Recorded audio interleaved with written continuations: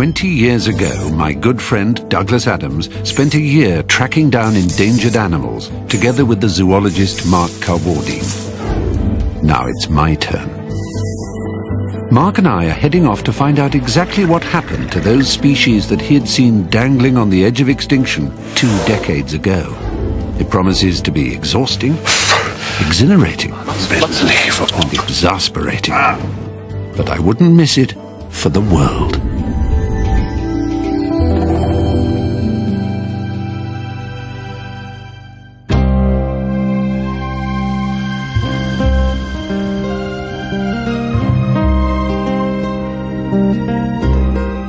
This is one of the most geologically active places in the world, resulting in a landscape which is as extraordinary as the creatures that have evolved to live here.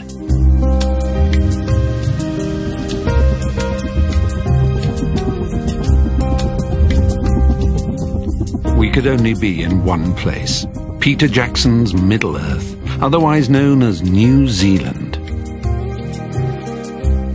It's a dizzying spectacle. Somewhat against my better judgment, I've travelled halfway round the world to see a parrot. On paper, it seemed a heck of a long way to go, but now I'm here. Well, I have to say the scenery has struck me amidships. It's absolutely stunning. If this is New Zealand, what the hell was Old Zealand like? But what do I need to know about this extraordinary place? Well, this is going to be a really nice, comfortable adventure, I think. A bit different to all the other trips. It's nice hotels, good wine, nothing to eat us. Broadband? No snakes, broadband, no malaria. That's good. I have to say, probably the most charismatic of all the animals we're going to be looking for the whole trip. This is the legendary Kakapo. Yeah. The Kakapo is a fat, flightless parrot whose name is the Maori word for night parrot. Though the nocturnal Kakapo once amiably waddled the length and breadth of New Zealand, by the time Mark and Douglas visited, there were only 40 left, owing to its inability to fly and a habit when attacked of standing very still. This doesn't seem like parrot country, I have to say. You just give me a scenic view first, because this surely can't be where they live. Well, that's the story. This is where they used to live. Fiordland, there were tens of thousands of Kakapo. This whole valley would have been heaving in Kakapos 100 years ago.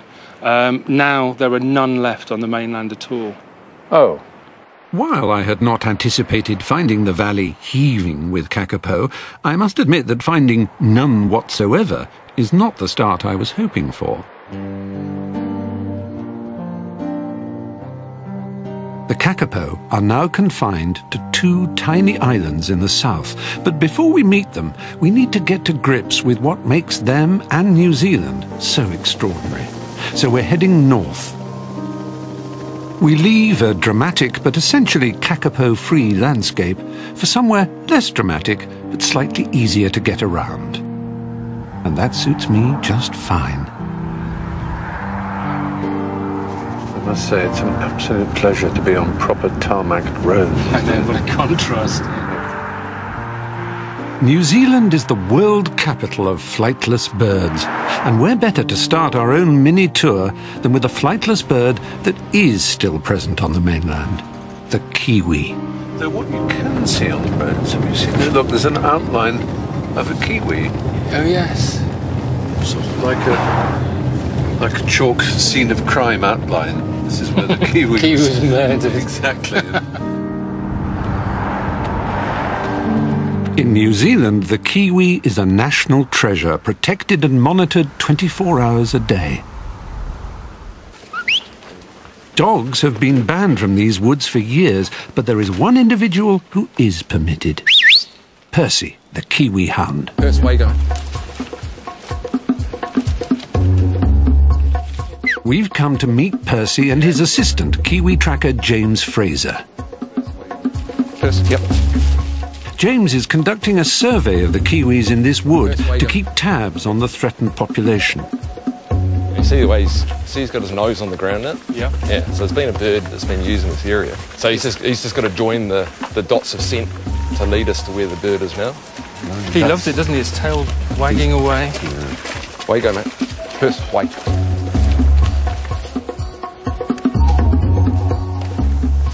he stopped. Do you think he might have You done have something? seen Oh, that in yes. I can see why you give him a day-glow coat. He could easily disappear. Yes, he's not camouflaged, nor are you, actually. No, no. Orange is my favourite colour. Steady there, mate. So we've got a bird there now. He's got one. What? How do you know? Because he's just stopped. See, he's not coming back. And that's the sign. Yeah, that's usually God, the that's sign. fantastic. We've got a bird just there. How's your, you play rugby? You would have played rugby, wouldn't you? Not for years. Not for years. If you go around there, aim for anything south of the waist if it does I run. thought you were... What do you mean, grab it if it comes running out? Absolutely. Okay. Sit. No one's ever said that to me before. That's a kind of scrum half job, really, isn't it? Or blind Oh, no, side, actually, the blind... blind side flanker. Good luck. I'll stand off, as I believe the rugby phrase is. If you could. There's no way I'll ever catch it if it comes running through here. Yeah. It's got itself a whole condominium in here. Really? Absolutely. Come around and poke your head and have a look at it. So if you grab that, Yeah. and you got to put your head right in a hard right. Is it more than one? Yeah, two. It's up here. You might have to get your head. Oh, I can see it. Yeah. It's in the most impossible position. Is it giving you a beady look? I can't tell what sort of look it's giving. Not the most memorable wildlife encounter from where I'm standing. Well, I can see the feathers. And the feet should be 4 of them, 4 feet. hopefully. Yeah, they have 2 legs each. You can look it up on Kiwipedia. It's right round the corner here. Probably underneath this spot here, and all I can see is a big ball of feathers. How do you know there's 2 in here? We can see this one, but how do you know there's another I one? can see 2, Oh, you can see 2? Yeah. Where's the other one? right next to it. Oh, blimey, you're more used to it than I am. Just... Ladies and gentlemen, Mark Carwardine, the eminent zoologist.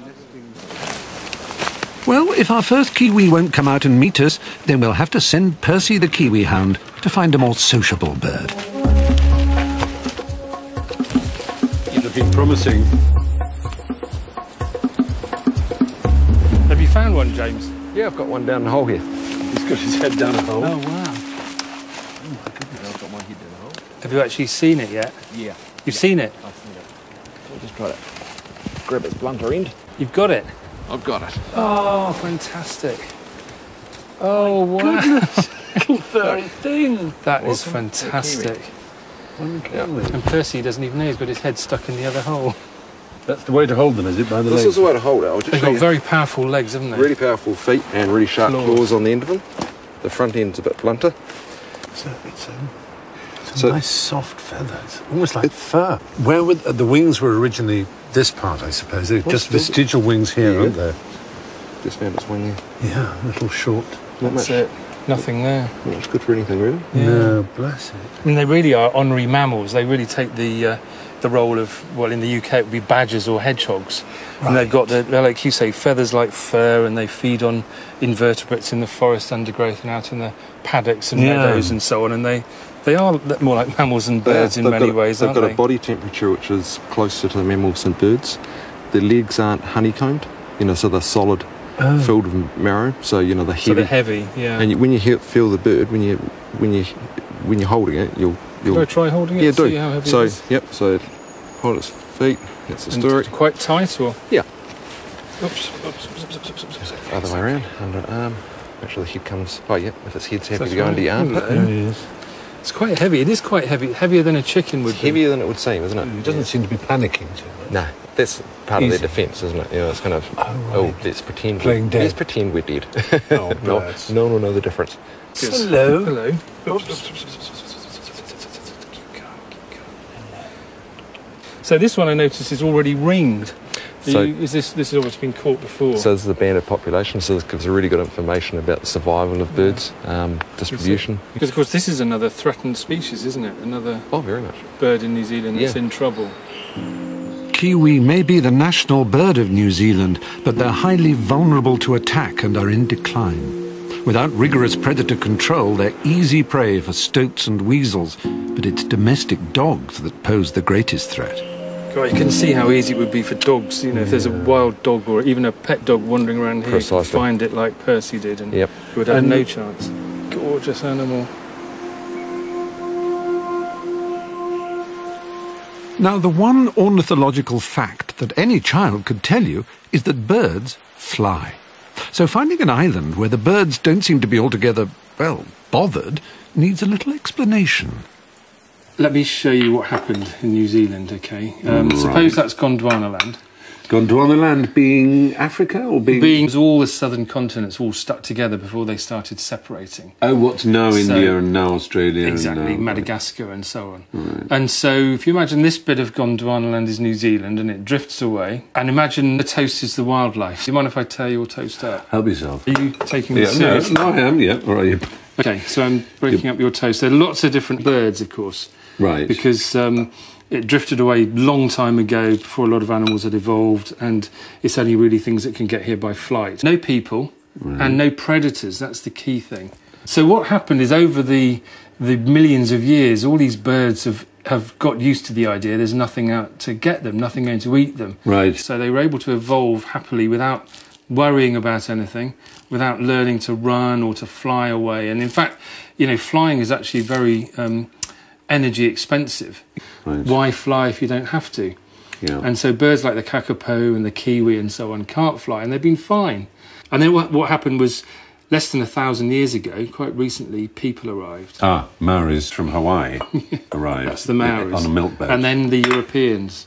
Yes. And people arrived with a whole bunch of animals. And this is the key thing that's happened to the wildlife. So Captain Cook arrives on a boat. Yeah, exactly. And on the boat is the ship's cat. Plus rats, plus mice, probably ferrets. And then they other animals came arrived by and mistake. the animals were, well, frankly, toast. Couldn't have put it better myself. Yeah. Well, actually, what happened was a lot of animals, more than 50 animals have become extinct. So just in that 1,000 years, less than 1,000 years, we've lost all the moas.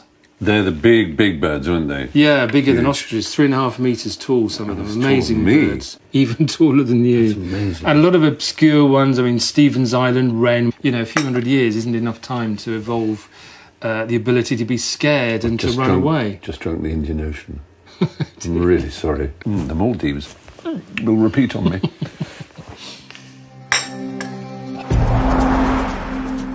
From the ancient origins of this magnificent corner of the world to the modern city of Wellington.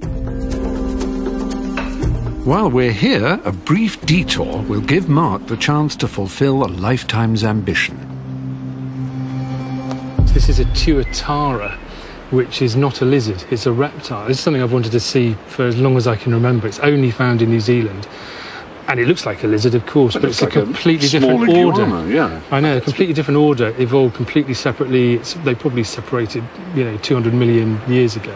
But they live life in the slow lane. I mean, how long can you hold your breath for? So let me time you. I'll see if you're anywhere close to a tuatara. Are you ready? Oh,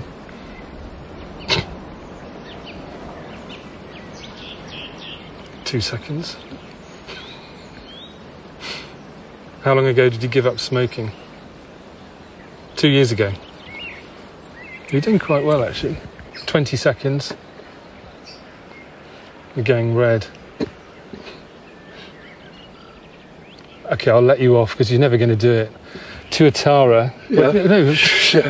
Thank you. Tuatara can hold its breath for an hour. It'll breathe so slowly. Sometimes there's an hour between two breaths, so you'd never have done it.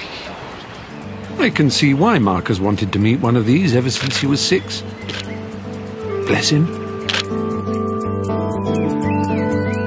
Back on the trail of the Kakapo, this is the Te Papa Museum. Not only have the kiwi and the kakapo been turned into symbols of a fine nation, they've also been turned into rather fine cloaks. We'll be shown them by Araputa Hakiwai. I've come many thousands of miles to see a kakapo, and am I actually looking at some evidence? Is this a kakapo feathers? It's not all, is it? It's not all, no, but it is a kakapo feather cloak, but it's also a kiwi feather cloak. The majority of the feathers are kiwi, but you have bunches there from the the kakapo. coloured ones. Yeah, these gorgeous mottled green ones are the kakapo, and most of the others are kiwi. There's a great Maori saying, Stephen, that for people who are never satisfied, and they say you have a kakapo cloak and you still complain of the cold. Oh, wonderful! Because they're so warm. That's right. Imagine covered with all these wonderful feathers. Oh, how terrific! They're almost like fur, actually, aren't they? Yeah, it's interesting. Flightless birds tend to have much softer feathers, so the kiwi and the kakapo feathers are really soft, whereas birds that fly have much stiffer feathers, which help them keep in the air. So it's why these birds are so good for making cloaks like this. There's not too many cloaks like this. I mean, we do have a number of kiwi feathered cloaks, but having kakapo in it, I mean, there's only a few to my knowledge. I think that's an indication of not only its rarity, but the specialness associated with kakapo. My goodness. And would they have been collected, or is it unfortunately true that the bird would have been killed? Well, this cloak here dates to the mid-1800s, so certainly in Māori history, the kakapo would have been eaten. Yeah. But Māori throughout the country now have an active conservation practice to ensure that we continue to have them for the future. In Mark and Douglas's book, there's a description of the kakapo, which is very endearing and very charming, but it also mentions that it's rather a smelly bird. Is that... It's a wonderful... I don't know if this is probably unfair. This is 150 years old, but it is quite a smell. It's a very sweet smell, and somebody once described it as smelling like an old clarinet case. Can you smell that? I know just what you mean by the smell. But it's one of the big problems for the kakapo, because when all the introduced mammals arrived in New Zealand, of course, having a distinctive smell meant they could find them easily, and so they got rooted out by the stoats and the ferrets and the cats and dogs very quickly, because they could sniff them, you know, from a long way off. So it just basically had no defences, did it, really? No. Well, it wasn't used to having predators. No, it just sat there. Right. Its only sense of defence was sit there and wait and see what happened. And, of course, what happened was it got eaten. Yes. I think you're allergic to kakapos. That's really disastrous. It's not just birds that have evolved strange characteristics here. Isolated from the rest of the world, Matthew Soames Island in Wellington Harbour offers sanctuary for another creature that's only found in this part of the world. The weta. Oh, yeah, you can imagine, can't you? Here we are. These boxes here. This is what is called a weta motel. Oh, my goodness. Here we are. We've got two weta. The word weta loosely translates as the god of ugly things, which is harsh, if not entirely unfair.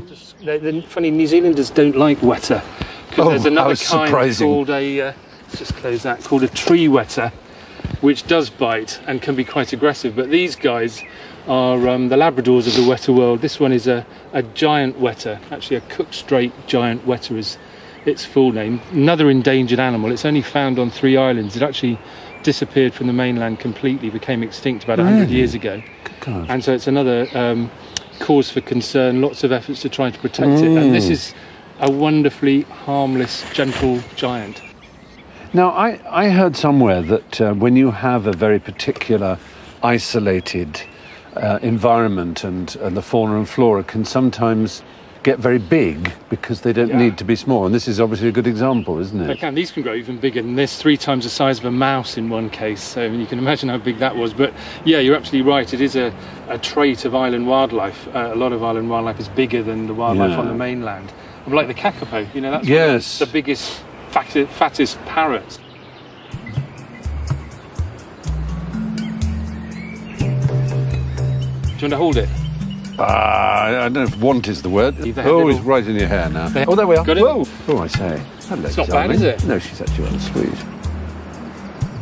One of the great advantages of them being on the island here is the island has been rid of all those predators, even though it's so close to Wellington, which is an amazing achievement. Yes. And they can live here in relative peace, which is why they're doing so well. Hello.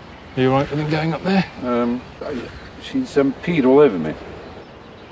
Must like you. Weta by name, weta by nature. Well, so far in this series, I've met a lot of people who... How can I put this? Well, people who wear sandals. You know the type. But animals need help from all of us. Peter Jackson of Lord of the Rings fame decided the weta's very oddness was reason enough to call his special effects company after it. In return, he donates money to help to conserve it. I think every New Zealand child grows up terrified of wetas.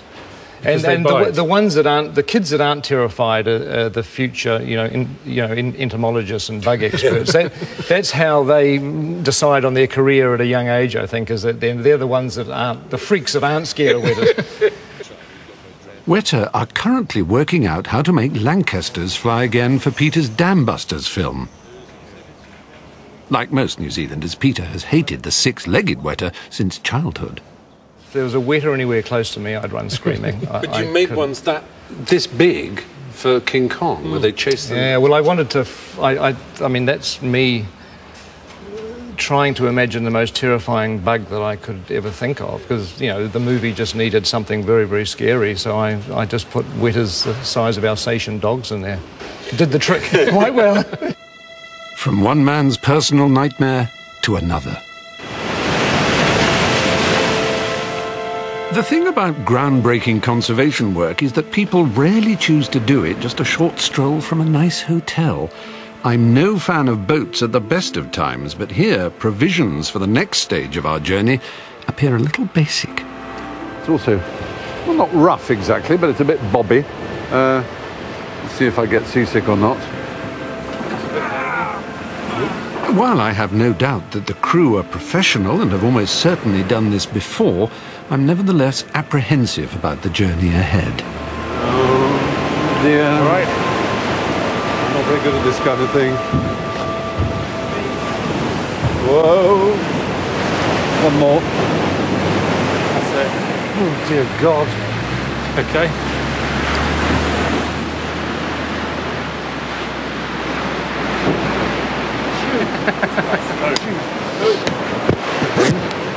Very fancy. Thank you.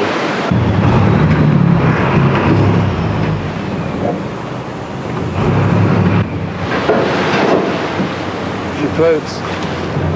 That's a good sign, she floats. While Mark enjoys the wind in his hair, I opt for the comforts of the ship's saloon. Can you head for a flatbed?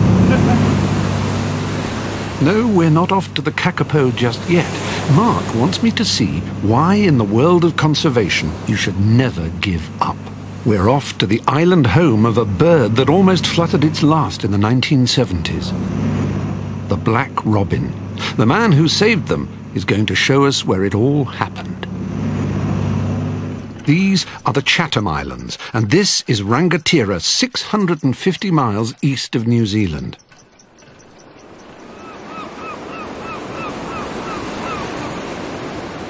It was Don Merton who helped create the idea of clearing this island from predators to make it a last-chance haven for the beleaguered bird.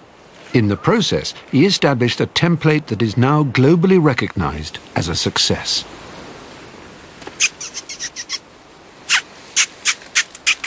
Good, isn't it? I'm assuming that's good, but of course I've never actually heard of black robin. For all I know, it's hopeless. Anyone see a robin? This is the kind of place you should look, is it? This is what they like. Bigger trees, open underneath, closed canopy. Right. And lots of leaves on the ground, lots of grubs. And that's a tomtit. Thanks to them, the robins exist. Is that right? Yeah. Chatham Island tomtits were the perfect foster parents so for the robins. So you use them to sit on the eggs of the robins? Yeah. Oh, wonderful. And they raised a whole generation of black robins. But then wasn't the risk that the black robins would grow up thinking they're tomtits? Some of the tomtit-raised robins did have a problem, an identity problem. They thought they were tomtits. And some of them just didn't know what they were, and they just didn't breed. The tomtits did their bit, but it was fewer than a handful of black robins that saved their species. So remind me, how few robins were there when this rescue effort started? In 1979 and 1980, there's just 5 left in the whole world, including just 2 females, and only one of those was a breeder. And that's the famous female Old Blue. Old Blue. Because you put a blue band on her leg. On her leg, yes. And she became a celebrity. Came down as Old Blue, and she saved her species. The mother of the species. Together with you, of course. With her mate, I was going to say. Old Yellow. And suddenly, there it is. The black robin. Oh, it's coming in. Yes, yeah. Got it. Through. Yeah. Stay out there. Hopefully come and land and pick it up. They're very Okay. Try it. Oh my God, that was so quick. What I love about them is that they are so robin-y. They have that quick, alert, bright-eyed little manner, just like a robin in Europe, a redbreast. It's just the same. They behave the same way, don't they? Yes, it's no wonder they call them robins, you see. And even though they're no relation. They're not a relation? Not taxonomically, no. Different genus. That's right. Oh, there it is. Oh, my That's fantastic. Oh, look at that. I think Mark wants to get a picture. Yeah, I think I can just creep in a little bit here. Sure, yeah. By keeping the island free from predators and intensively managing the breeding population from a single breeding female, there are now about 200 black robins on this little island. They move so fast, don't they? They're difficult, aren't they? I think it'd be easy. It's like 3 feet away from me, but it's flitting about and doesn't stay still for a second. Yeah. This bird has only been saved because Don and his colleagues listened to what the black robins were telling us. The message we got from the robins was they're in trouble, it's because of humans, and if they're going to survive, we've got to do something and intervene in a major way, and that's what we did with the black robins. The idea of an island sanctuary is a pioneering model that has encouraged hands-on efforts around the world, and it's the template for this country's approach to the Kakapo. This is the place where we started, the mountains of Fiordland. We know there are no Kakapo here. But Don has something else that he's dying to show us. 20 years ago, Don brought Mark and Douglas Adams to a small orange shed on this hillside. This was once Don's base for studying the Kakapo in the days when they ruled this valley. I can't believe I'm back. I remember coming here so well because Kakapo Castle, as you call it, is just over here, isn't it? That's right. This is the exact spot we came to. That's right. The visit by Mark and Douglas had a lasting impact. The interesting thing about that trip of yours was that it was a catalyst which really raised the profile of Kakapo in New Zealand. Really? And stirred a lot of action. Fantastic. And even now, people, we receive letters from all parts of the world, people saying, we've just read Last Chance to See, here's $50 to go towards the Kakapo. That's made my whole week. Douglas would have been over the moon. I'm so sorry he doesn't know that, because when it was like you, when he first came, he was a bit suspicious about coming all this way just for a parrot, but he went away absolutely hooked. And I heard him talk about Kakapos to so many people, did lectures on Kakapos, you know, he absolutely loved them. There have been no Kakapo on mainland New Zealand since the 1980s. But Don and his colleagues managed to replicate the Black Robin project and move the handful of remaining Kakapo from the mainland to a couple of small islands. Special pest-free reserves offering intensive care for one of the most threatened species on Earth. And Don is already looking to the future. He has a dream that someday the Kakapo will be reintroduced to this majestic landscape. There is another mainland area that I'm very, very keen on, and that's Sinbad Gully, just over the ridge here. Back here in Fiordland? One of the last strongholds of Kakapo was Sinbad Gully. Why is that so good?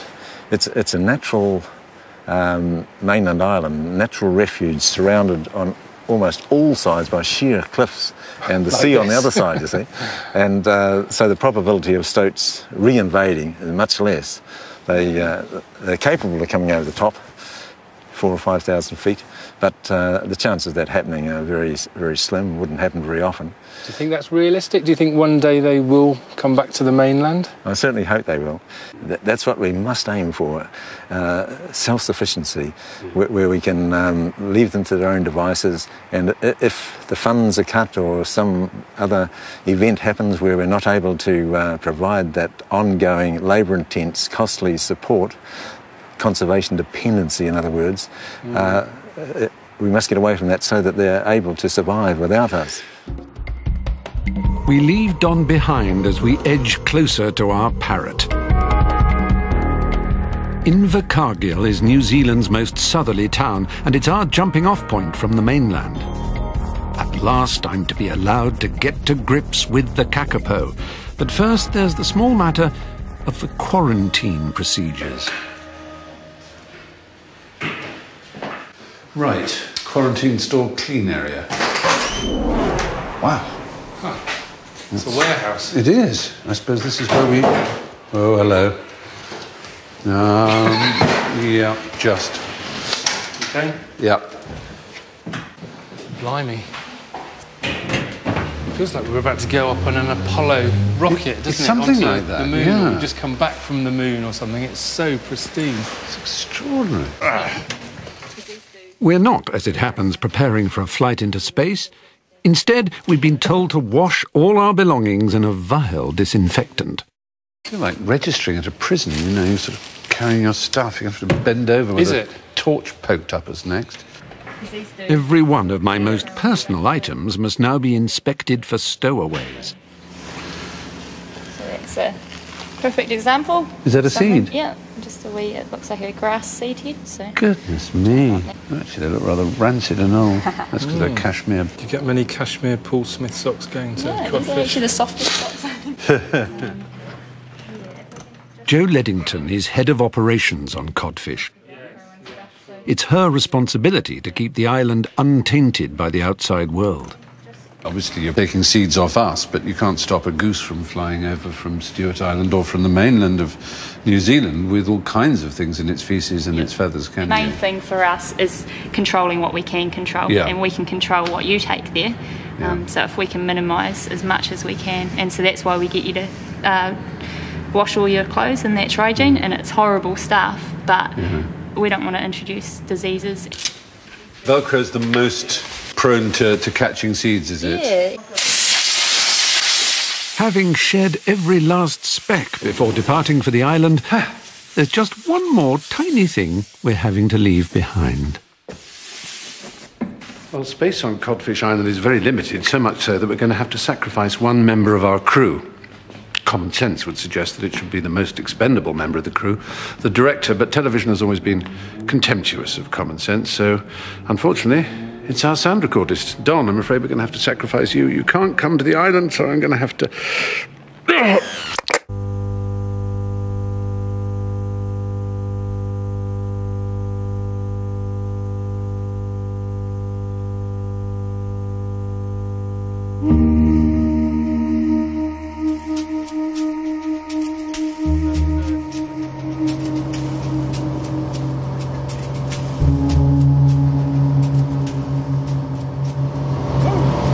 Unfortunately, owing to the strong winds, we have to land on the beach of a nearby island and transfer to a helicopter to get to the Kakapo.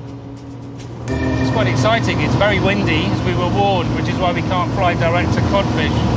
And we're turning around. We're at Stewart Island. We're going to try and land on this beach. It looks like there's just enough for the width of the plane.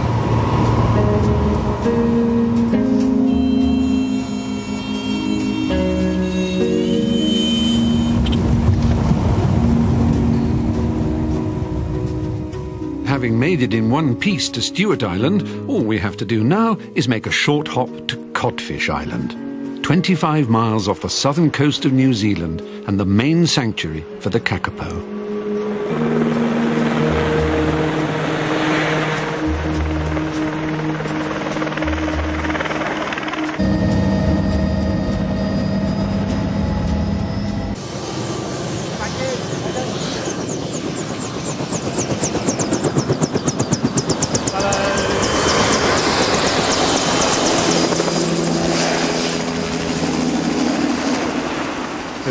This is it. Yeah, this is what we've been travelling for all this time. It's fantastic. Somewhere in this forest is Kakapo.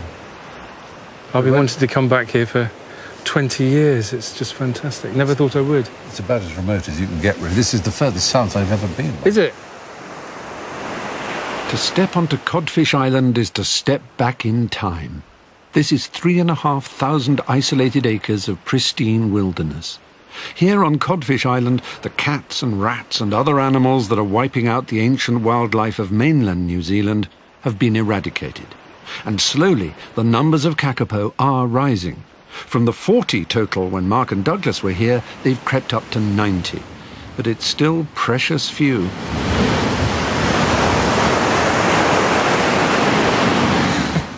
Right. Well. What do you reckon? So, what are you in for? What do you do? I'm innocent. Are you? Yeah, you'll Are find you? most of the people who are innocent. You like it then? Yeah, it's all right. As long as you just keep your head down and do your bird. 20 years ago, researchers on Codfish Island were about as isolated from the world as it is possible to be. Today, things have changed. Was there two? Look. Is there two? Wireless. Oh, life. How many mobile phones have you got? I've got the one in my pocket. Actually, it's over there. And I've got a spare one here, G1. And I think another iPhone, just in case. There we are. Good. Actually, there's probably one or two in here as well. Just in case, again. Well, you can never be too sure, can you? Yep, there's another one. Joe is just one of a team of rangers and volunteers who spend months living together on this isolated island. Their job is to monitor the kakapo and to do everything humanly possible to ensure that the birds have the best chance of surviving and increasing in numbers. Kakapo have a unique mating call. It's called booming, and they do it from a small hollow they make called a bowl. Luckily, one of the parrots here was hand-raised, so he has made his bowl right next to the hut. He's called Sirocco, and he sounds like my sort of bird. As any light will disturb the birds, we're using infrared night vision cameras. He's under there somewhere.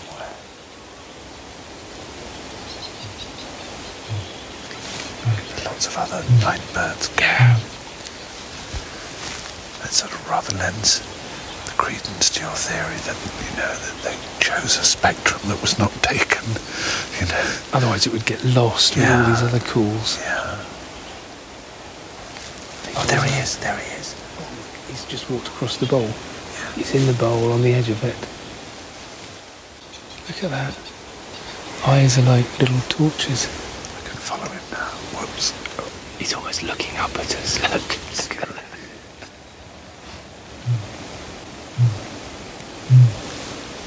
His wings open every time he does a boom.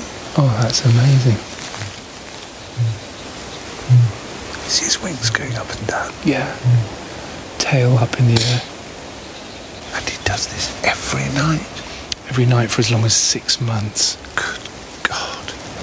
And does he expect any return from it? I mean, they expect a female to come, don't they? That's what they do it for, yeah. I mean, some of them, there's a lot of research being done. Nobody quite understands what happens, but you get a group of male kakapo all doing their booming, all spread out over the hillside. Yeah. And so a few individuals get to mate with a lot of the females. So, and do the ones that are unsuccessful kind of repine and droop and... I mean, do they look sad? I know that sounds a very human thing. All kakapo look a bit sad, actually. They look like they've got the world on their shoulders. Yeah, don't you think? The way they do, walk a little bit hunched down. I just can't bear the idea of giving up 6 months of the year to make this noise every single day, and then nobody comes. It's so sad. I know. Exit camera right. It's wonderful the way a species can work its way into your heart. And that's not just because Sirocco is so incredibly, well, convenient.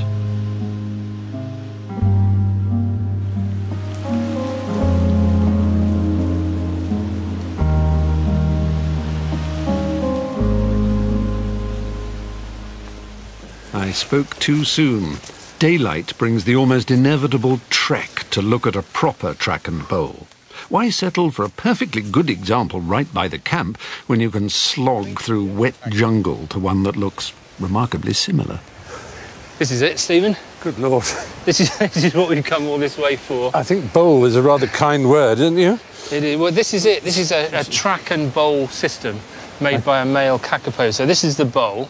They normally put it next to a rock or a tree trunk, and this is an old tree root, so that it projects the sound. And look at this view, it's right out over the valley there, so it's calling out over to the valley. Yeah. And the idea is it attracts the females, which then come up these different tracks. And what's incredible as well as spending all night booming, they also garden.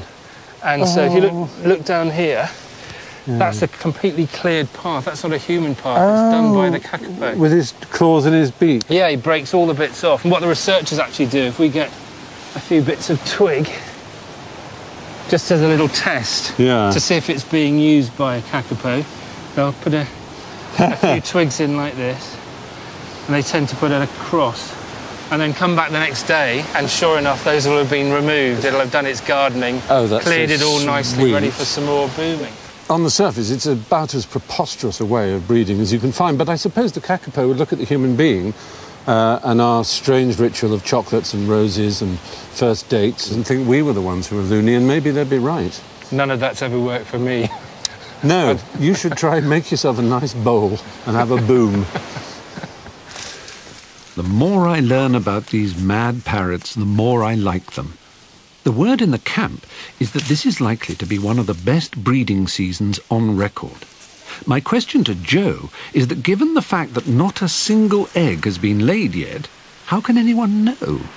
I thought for a minute that was one of those, like a tsetse fly trap. Remember those in Africa? It does look like those, yeah. What is it? You have a lot of contraptions around the office, Joe. What is it? We do. This one here is a seed fall tray. Seed fall tray? So you mean the seeds fall in here? Yeah, yep. So we collect everything from up above and it just falls onto here. And we collect it in the stocking down here. It's very high-tech. Female stocking. I've seen those. It's a very amusing order to put in, isn't it? It 7 is. black stockings, please. So is it a particular kind of tree, this is a remu tree. Remu? Yes.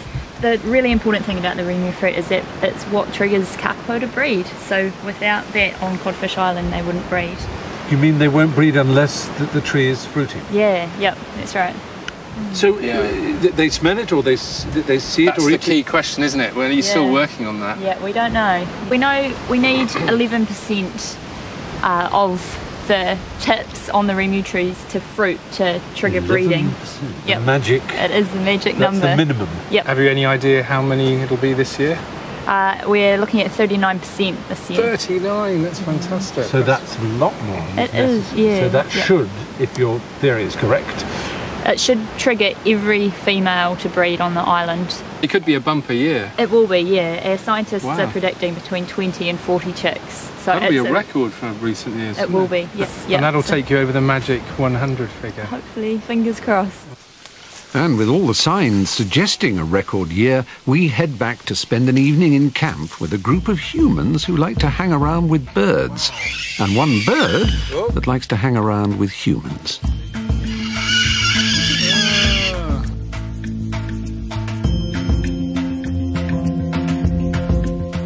Unlike the other kakapo, Sirocco was hand-reared, so he's imprinted on humans. That means he thinks he's one of us. Oh, hello. Oh, wow. He is heavy, isn't he? He's very heavy. I'm wearing kakapo this season. There you are. Look at you. Look at you. You might call this social networking. He's got his own Facebook page, has he? Has he? As a bird, he should be on Twitter.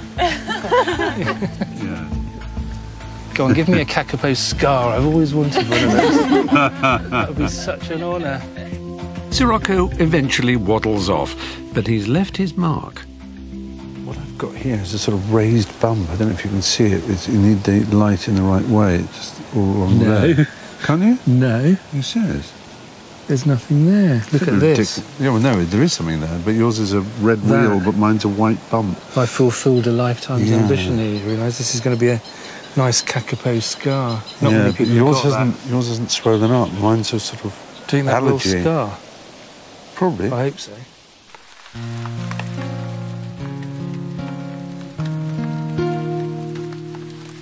At the moment, this place is okay. Well-connected, roomy, almost comfortable. But in a month, this hut will be heaving as more volunteers arrive to deal with the hoped-for influx of kakapo chicks. And the funny thing is, those chicks will probably outlive their guardians. Kakapo lived to be well over 100, though how much over 100, we're still finding out.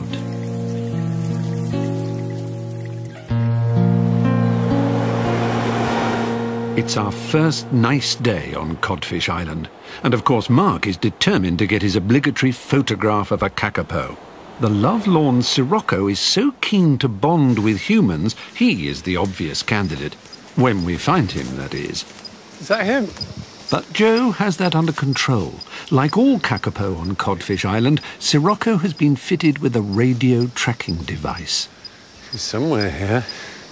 So all Joe has to do is tune in and follow the signal. Can you see him? Not yet. Can hear him.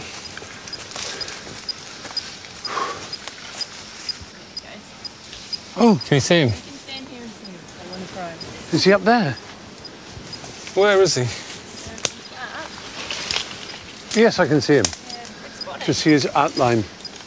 I still can't see him. Low in that tree there. Just that. Oh, left. yes, yeah. See? Oh, well done, yeah. Yep.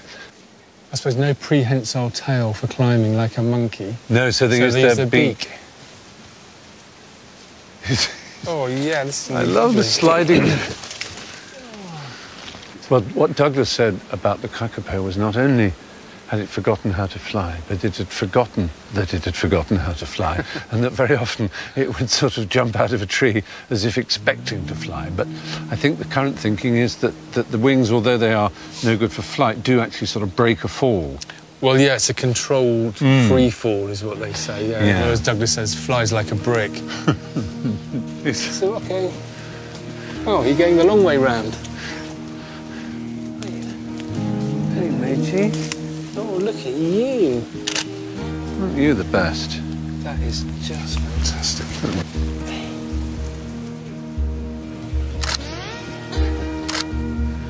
It ought to be impossible to describe a creature as looking old-fashioned, but that's exactly how Sirocco looks, with his big sideburns and his Victorian gentleman's face.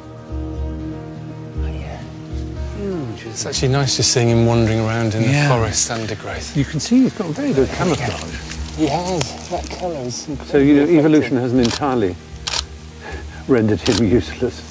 Hello. You're going to look in the lens. A typical male, Sirocco is clearly only interested in one thing. Hello. Oh, look at that. Ow. God, he's got sharp claws. He's getting a bit frisky. Ow. Ow. Do you think it is he's actually attempting a sort of mating ritual? He is. Oh, no. You are being shagged. Or not. Ow. God, it's sharp. Look, he's so happy. Sorry, but this is one of the funniest things I've ever seen. You are being shagged by a rare parrot. He thinks you are. Ow! And he's really going for it. Wow, you've chosen him? Is it actually, you were in pain, aren't you? That's right. Oh, his neck is covered. Am I? He's fine, but it's really sharp. Did that hurt? Yeah, it did hurt. Yeah, you've got blood there and blood there and blood there. We should patch you up, to be honest, because it's not good. But well, I want you to call the chick. When you have the chick, I want you to call it Stephen for me. Would you do that? I'm not sure how to take that. Egg will come out of your mouth. Ladies and gentlemen, you've seen the television first. You've seen Mark Carwardine, who has devoted his life to conserving animals, actually taking an active part in the conservation and breeding of a whole new generation, of a whole new species, Homo kakapens. He's going to give birth to a little kakapo. We're very proud of you. Do you want to have a go? I think I'll pass, actually. We've received word that Lisa, one of the 90 kakapo, has set up the first nest of the season. And where there's a nest, there'll be an egg. We've been told that we will not be allowed to get close to her, but we're going to meet up with the team who are planning to monitor the first nesting bird of the season. When we find the team high in the forest, there's already breaking news. What's the story? Yeah, you look excited, Faith. We are. We just found the first nest of the 2009 breeding season, and that's Lisa's. It's very exciting for us. What is it, just a little hole? it's just a big fallen down rata that's still growing, and it's just a big root network underneath, and it's quite large. You could crawl in there yourself if you wanted to. So, really? So it's perfect for her. Yeah, it's perfect. Yeah, she could have a whole family in there.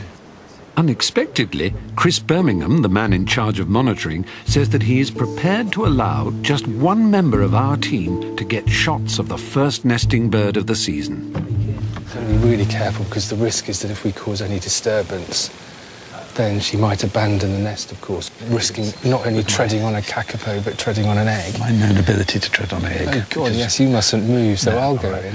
So can you take a miniature camera or something? Just I think that's what we're going to do. Then one of us, and maybe it should be me, that should be good. We'll go in and we'll try and film it from a bit of a distance, but we've got to be so careful. The last thing we want to do is cause any disturbance. I'll keep guard.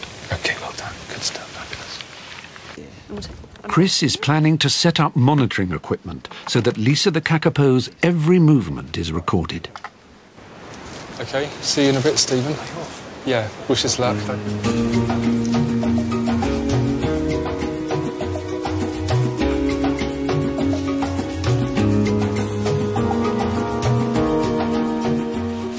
While Mark seeks the nesting bird, Joe sets up the monitoring station, and I provide some moral support, which is more tiring than you might suppose.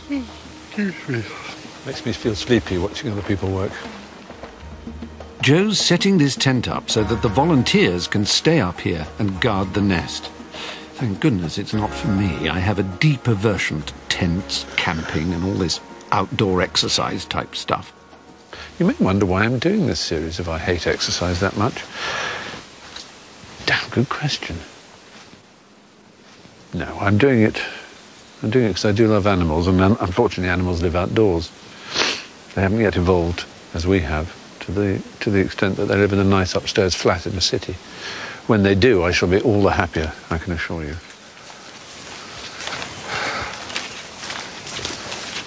So, how'd it go?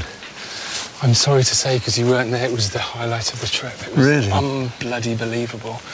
The nest is in a sort of a hole underneath the roots of a tree, very far in. Right. And we were leaning in, putting her head in the hole, and I got the camera in, and you could see her sitting on the egg, or the eggs, filling the frame.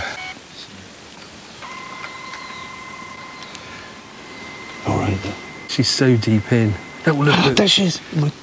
Oh, isn't that absolutely amazing? It's because you say and so look, not bothered still. at all, absolutely just sitting still. Lisa is the first nesting bird of the season, and Mark's got her on tape. What a coup. Oh, my goodness. She looks wonderful. Oh, that's just amazing. But you couldn't see the eggs because she's sealed right over them. Yeah. But that's obviously what she's doing. So now there's this beam right across here. So there's the reflector is this side, and then so like a photoelectric cell. So that when exactly. she breaks she moves sort of 3 inches from there to come out, she'll break the beam and ring the bell here. It was actually really quite sad watching her. She's so trusting, and just little blinks like that. And there's 3 people, arms in, all around her, setting up equipment, and no sense of, oh my God, I should run, or oh dear, this is bad, or something. Well, I've got to protect my egg, like imagine what a swan would do if you tried to do that. Oh, you'd be ripped to shreds. I mean, there's no sense of that at all. Yeah. You see, there's the... I see. That's the camera set right in front of her, sitting on the egg. So the lead that we've just brought back up here is attached to the camera, and the monitor will be in the tent, so you should be able to see her on the monitor as well. Yeah. Look at that. I love the blink. The blink is somehow the blink makes it all the sweeter. That's so fantastic. Didn't in my wildest dreams think we'd see that. So, with the monitoring equipment in place and a camp erected that will now be staffed 24 hours a day, the world can rest safe in the knowledge that if at any time Lisa leaves her precious eggs, it will not go unnoticed. So, Chris, what actually happens when she leaves the nest and it breaks the beam? Well, now she has a doorbell on her nest that will not so much alert her to the arrival of people, but alert us to her departure. And so every time she leaves the nest now and comes back, we get this fantastic noise.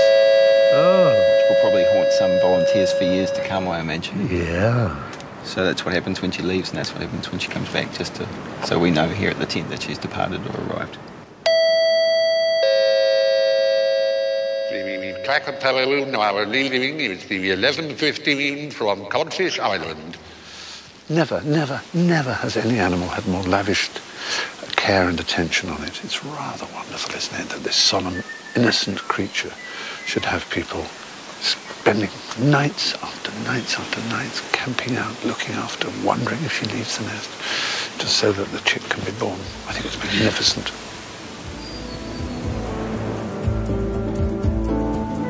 3 months after our trip to Codfish Island, all this effort paid off as the Kakapo population rose to 124, thanks to the most successful breeding year on record. Perhaps, in the end, this is not a story of birds, but a story of human passion and commitment to go to any lengths. That includes travelling halfway round the world. What do you reckon? You were a little bit sceptical, weren't you, coming to the other side of the world to see a parrot? How do you feel about it now? On paper it looks odd, doesn't it? A flightless parrot for a whole hour's programme. Does it really justify it? But to me, in a sense, it's almost the most perfect of all the species we've been looking at, because it is a sort of copybook example of conservation and of, in a sense, the way we have to look at the diminishing resources around us, which I'm afraid we have been mostly responsible for. I mean, the way it's working now, it all looks very promising, but it's still quite a scary situation. It's proof of that lamentable and melancholy fact that one was taught when one was young, you know, that you knew it took you 5 minutes to mess your bedroom up completely, but it took you a whole day to tidy it. It takes one cat. That's a good analogy, actually. One cat to destroy everything. And yet it takes hundreds of humans and thousands, tens of thousands of human man-hours to sustain even a small population like this. This is Sinbad Gully. Somewhere among these trees are the dusty remains of long-abandoned track and bowls. The last remnants of a time when a fat, flightless parrot ruled one of the most majestic valleys on Earth. Don Merton has a dream that is shared by a new generation of conservationists. They hope that someday this valley will be home to the Kakapo once again. And having seen their commitment, their belief and their tenacity, I would not be entirely surprised to hear that Don's dream has someday come true for the fabulous, ludicrous and oh so appealing Kakapo. Long live the flightless parrot.